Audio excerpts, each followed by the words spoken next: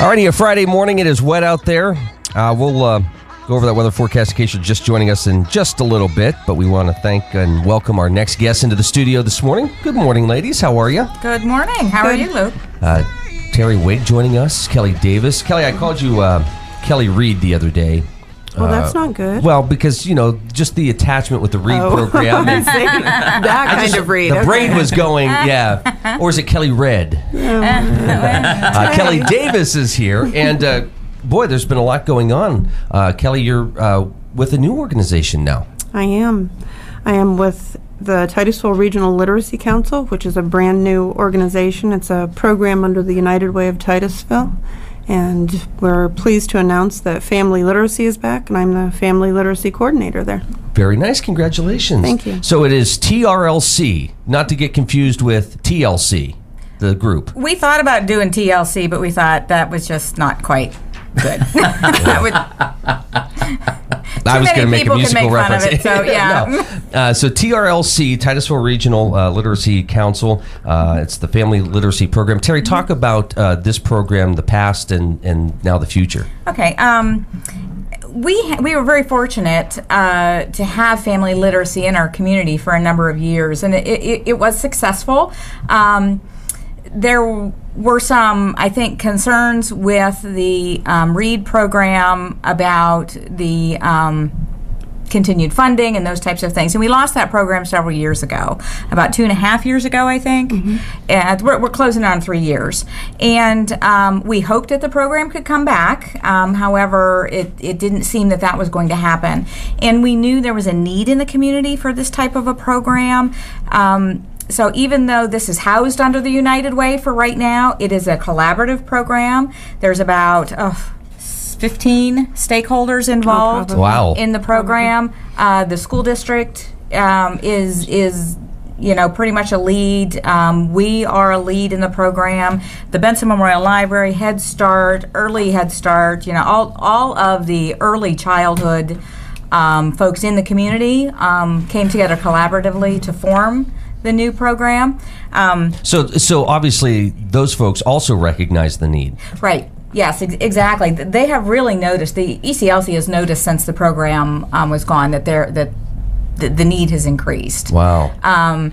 The last report I had was that there were 12 active families in the program before it was shut down. So we know that those folks are were out there left cut to drift, basically. So we're really happy to have it back. And there's a lot of people that don't really understand what family literacy is, maybe, and I think Kelli could probably explain that a little more.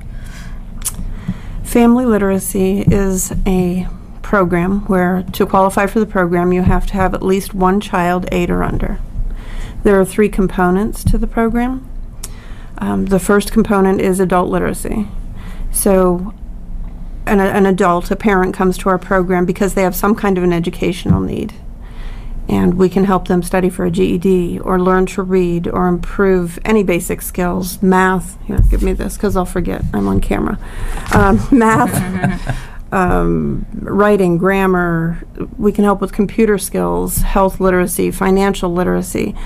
We help people study for ASVAB tests or college prep tests or LPN, anything like that. Driver's permit. There you go. We were just discussing that. That's one component. Another component is parenting.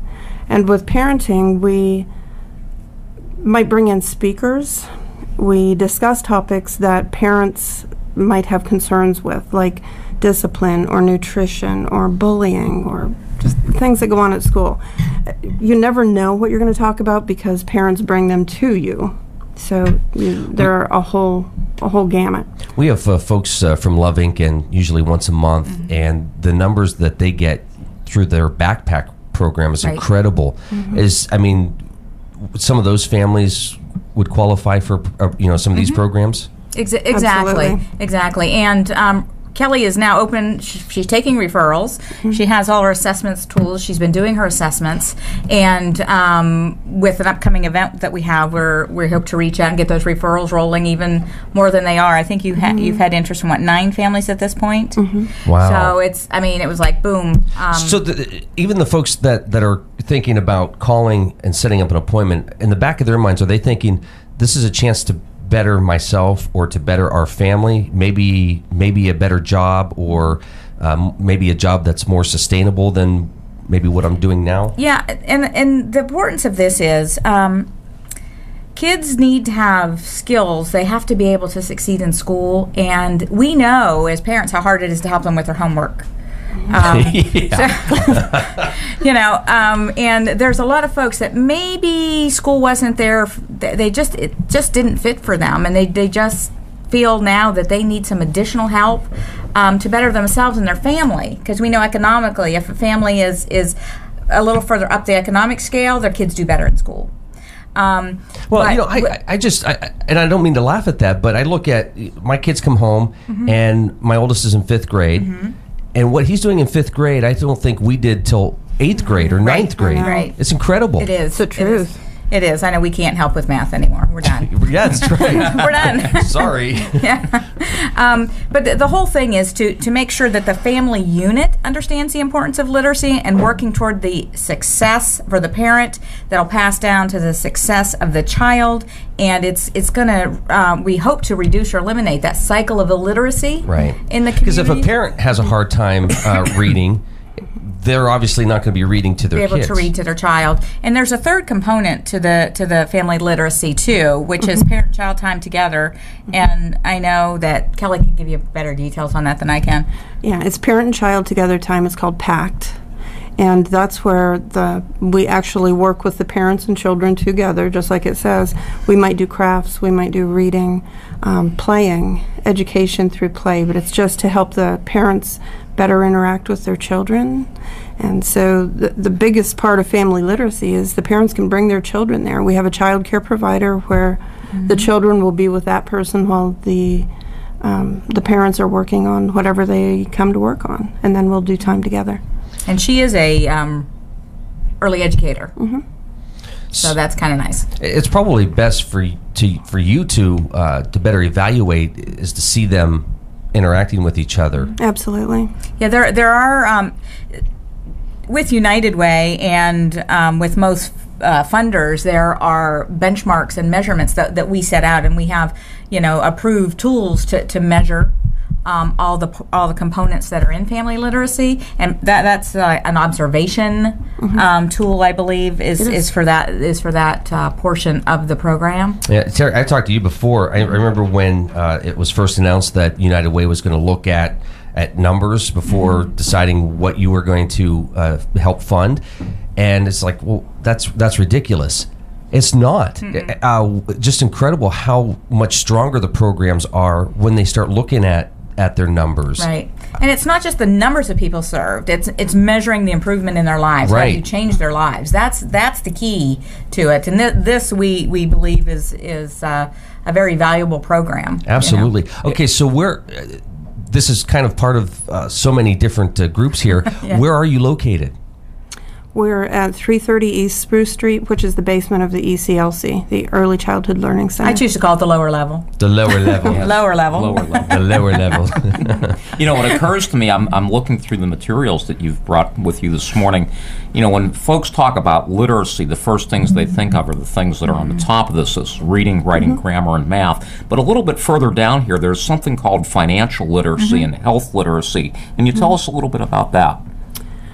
Well, financial literacy has to do with budgeting and making payments, and I was going to say a business, but it's completely understanding their economic situation and how to improve the economic situation. A number of families don't have bank accounts. Right. If you can't read or do math, it's very difficult for you to keep track of a check register and understand banking information and those types of things. So, we're working with banks to bring in, like a banking 101 piece, explain the very basics. PNC also has a seat at the table there on the collaborative group, and different things like that. Again, we know that families that are more economically stable, the education comes along. Families also who are healthier, the education comes along, because you have to be healthy. Children have to be healthy and well fed to learn. It's chemical, it's in the brain. They have to be well rested. they all tie together. So the old adage about food, clothing, and shelter and everything else will fall into place actually is a big deal exactly. here. Sure. Ribbon cutting, an open house taking place on Tuesday, the 14th of April, between 3:30 and 4:30 at the ECLC. Light refreshments will be on hand. Thank goodness I can't lift anything more than... No, I'm just kidding. But the ribbon cutting and open house, and that's going to be very important. If you want to support, show your support, come on out to the ribbon cutting and open house again, Tuesday, April 14th. Again, great things that you guys are doing. Please come back and share more with us as you guys get up and running. Real quick, Mark and I have been talking this week about Big Brothers, Big Sisters, what's been going on. Can you give us a quick update? I was just going to call them yesterday, actually, and I ran out of time in the day. We're down to one piece of paper that I think is submitted. We're waiting for the letter of approval to come back, and they may have gotten it in the last week. I'm waiting for the one piece of paper, to say go. That's where we're at. There were a few difficulties. Big Brothers Sisters of America is moving their headquarters to Florida from Texas. So the people we had been working with had found other jobs and left, and so the process had to be started all over. But it's a go. It's a matter of paperwork. Sounds like a great partnership going on with you I'm guys. happy to hear that too. Yeah. Congratulations on grabbing Kelly and doing this here in this community. Yeah. We're very lucky to have her with her years of experience. Also, I want people to understand it's not just for Titusville. This is a regional, and we also are partnered with Pencrest School District and Forest Area School District are also a part of this. So, I mean, it's a huge collaborative. Can we get you guys back to talk more about this? All right. Thank you guys very much. Terry, Kelly, please come back. Thank you. All right. We've got another great set of guests coming up next. This is The Morning Drill. We'll be right back.